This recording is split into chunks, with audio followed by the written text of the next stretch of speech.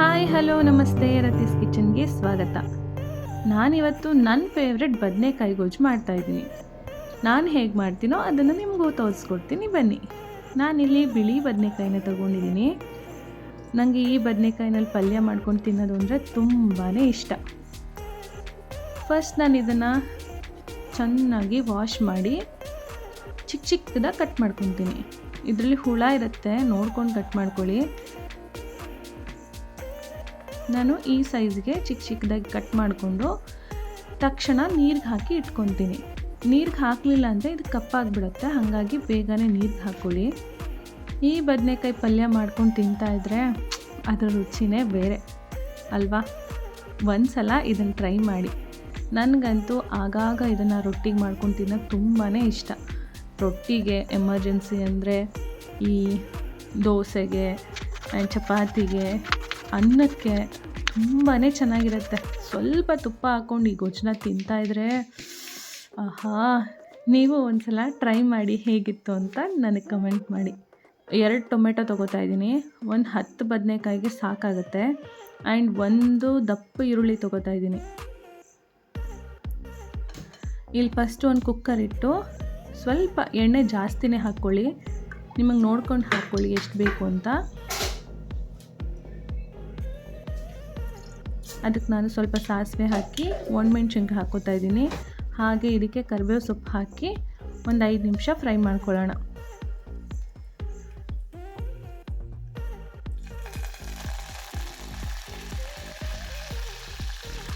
ಈಗ ಇದಕ್ಕೇ ನಾವು ಕಟ್ ಮಾಡಿರೋಂಥ ಈರುಳ್ಳಿ ಹಾಕ್ಕೊಂಡು ಚೆನ್ನಾಗಿ ಗೋಲ್ಡನ್ ಬ್ರೌನ್ ಬರೋ ತನಕ ಹುರ್ಕೊಳ್ಳೋಣ.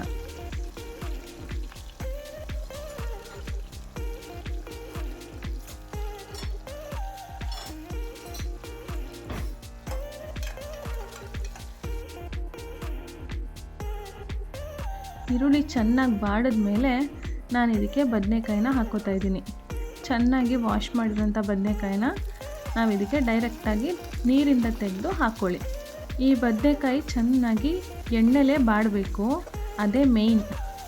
ಅಷ್ಟೇ ಇದಕ್ಕೆ, ಇನ್ನೇನೂ ಇಲ್ಲ. ಇದ್ರ ಗುಟ್ಟು ಇಷ್ಟೇ.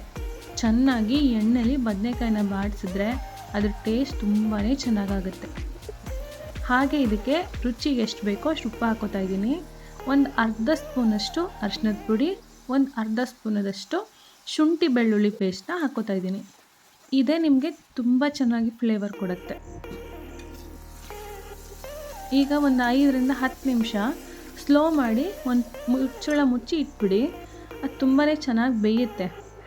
ಒಂದು ಹಾಫ್ ಬೆಂದಿದೆ ಅಂದಾಗ 2 ಟೊಮೆಟೊನ ಹೆಚ್ಚಿರೋದನ್ನು ಹಾಕ್ಕೋತಾ ಇದ್ದೀನಿ.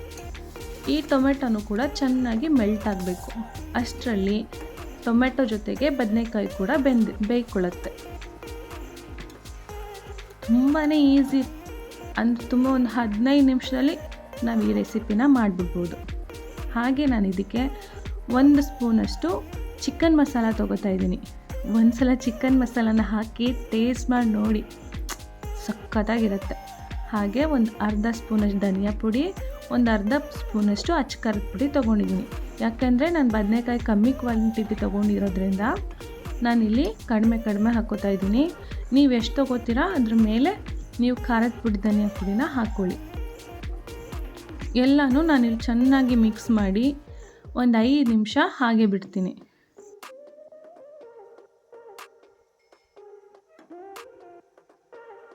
ಈಗ ಒಂದು 5 ನಿಮಿಷ ಆಗಿದೆ.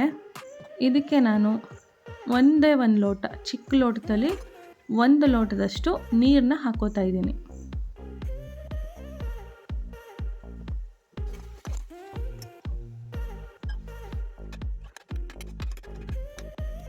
ಈ ನೀರನ್ನ ಹಾಕ್ಕೊಂಡು ಒಂದು ಪ್ಲೇಟ್ ಮುಚ್ಚಿ ಇಟ್ಬಿಡಿ. ಒಂದು 5 ನಿಮಿಷ ಪ್ಲೇಟ್ ಮುಚ್ಚಿದ ಮೇಲೆ ಬೆಂದರೆ ಸಾಕು. ನೋಡಿ, ಇಲ್ಲಿ 5 ನಿಮಿಷ ಆಗಿದೆ. ಈ ಕನ್ಸಿಸ್ಟೆನ್ಸಿನಲ್ಲಿ ಬೆಂದಿರುತ್ತೆ. ಈಗ ನಾನು ಕೊತ್ತಂಬರಿ ಸೊಪ್ಪು ಹಾಕಿ ಇಳಿಸ್ಕೊತೀನಿ. ಇಷ್ಟೇ. ಇದನ್ನು ರೊಟ್ಟಿಗೆ ಹಾಕ್ಕೊಂಡು ತಿಂತಾಯಿದ್ರೆ ಅದ್ರ ಮಜಾನೇ ಬೇರೆ. ಬೆಣ್ಣೆನೋ ತುಪ್ಪನೋ ಸ್ವಲ್ಪ ಬಿದ್ದುಬಿಟ್ರೆ ನೀವು ಮಾಡಿ ಮನೇಲಿ ತಿಂದು ನೋಡಿ. ಹಾಗೆ ನನ್ನ ಚಾನಲ್ನ ಸಬ್ಸ್ಕ್ರೈಬ್ ಮಾಡಿ, ಶೇರ್ ಮಾಡಿ, ಲೈಕ್ ಮಾಡಿ. ಮತ್ತೊಂದು ವಿಡಿಯೋದಲ್ಲಿ ಸಿಗೋಣ. ಬಾಯ್.